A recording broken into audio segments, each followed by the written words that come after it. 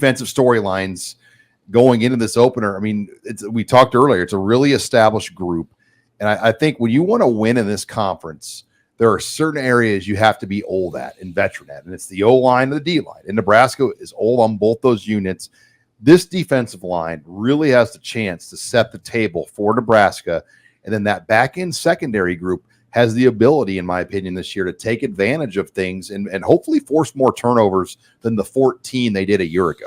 Yeah, that conversation, I would say, starts up front. You know, the biggest change that it's going to be interesting to watch, and it's down the list of interesting things a little bit on Saturday, but Nash Hutmacher moving around.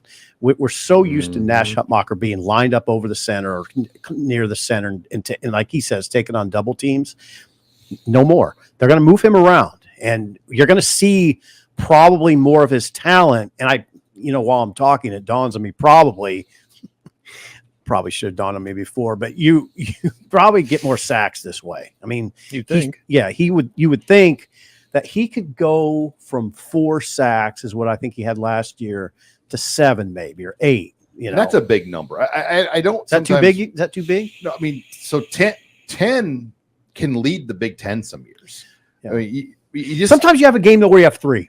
Right. I mean, what if he has 3 out of the gate? Like a Jared Crick Baylor game. Yeah. What do you have, 6 in Baylor? I mean, something like that. Yeah.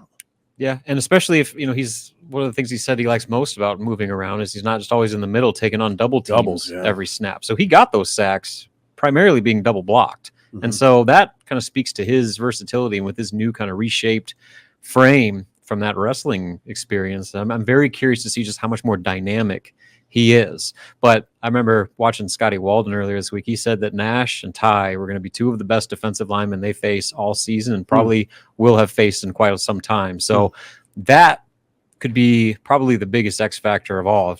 Slowing down this UTEP offense.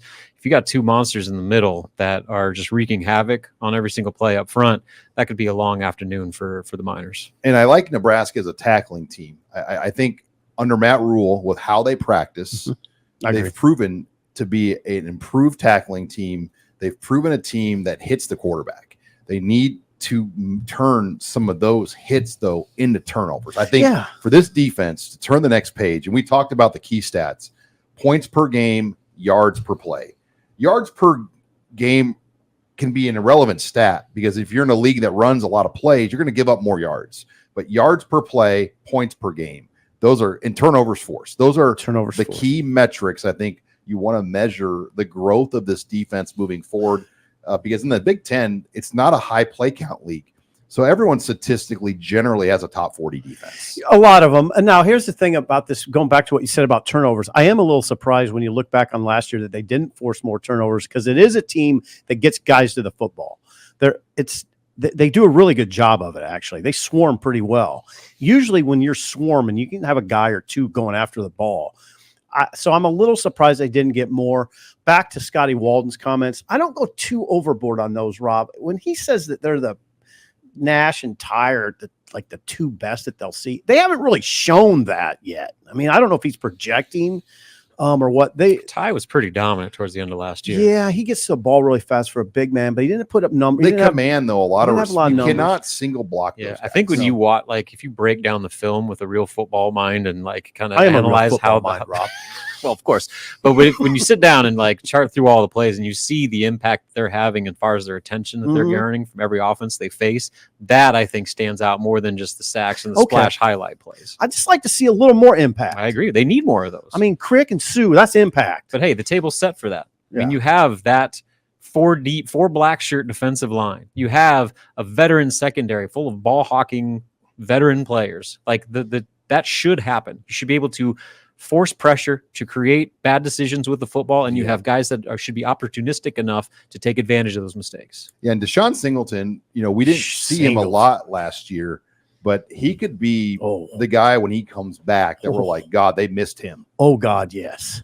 You know what? I bet on Saturday we'll walk out of that game going, ooh, you see that Singleton hit in the third quarter? You see that Singleton hit? I bet we'll be walking out. He's built like a Cam Chancellor. He is. He's a big dude. And Nebraska happened to play against Cam Chancellor when he was at Virginia Tech, and I remember seeing him, and I'm like, God, that is the biggest safety I've ever seen. I know what. Same with. We were at a camp in June here in Lincoln, rural camp, and I just saw Singleton out on the like near the 50-yard line. I was like, is that Singleton or do they have a new linebacker?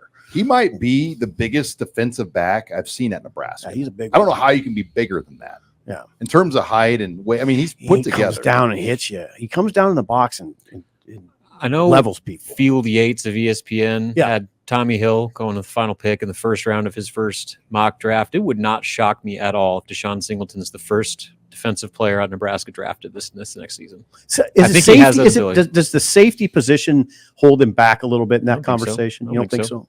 Because the NFL is mirrored exactly what Nebraska is doing defensively with those multiple positions, and he's big enough that he can play in the box. You just talk about how big of a hitter he is.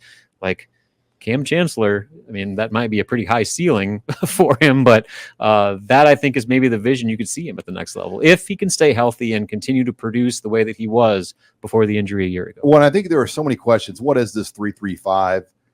The future of football now. When you look at it, this is the right scheme. And we're seeing. Why do you say that? Because of the versatility and the movable parts and how hard it is to prepare for. I think when you look at this, a 4-3, when you have elite talent, it's a great defense, but it's very easy to prepare for. You know, it's an even kind of clean front.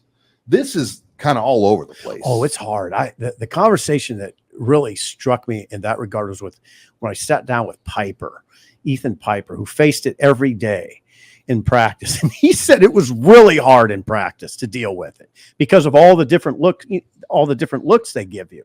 He was an offensive lineman. You don't know where the fourth guy or the fifth guy is coming from.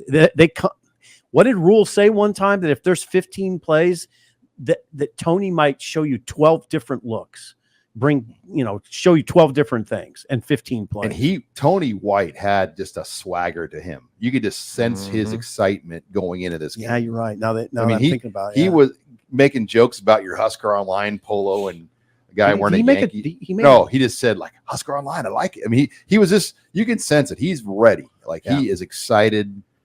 He's got a bunch of good players. I'd be fired up too. Yeah, he's got a coaching that unit. I mean, this is a defense that could make him a head coach by next year. No doubt. Almost did last year. Yeah, for sure. He's got a bunch of dudes. A lot of them too. Like Sean talks about it. They're very deep up front. They're deep. I mean, I see Vincent Carroll Jackson slid down to number 3. He's pretty good. Behind, who's he behind, Sean? Is he behind? I think he pull that depth chart up. He got surpassed by Judy. And Judy's good. We never talk about Judy. Judy's a good pass rusher for a big man. He's hardly been even brought up outside of Bradley Van Poppel. And I mean, there's Cam. We talked about Cam. Vince Jackson's the third nose behind Hutmacher and Judy. Yeah, they're set there. They're good. But look, we haven't mentioned James Williams. And we haven't talked about him. They have a lot of bodies up front.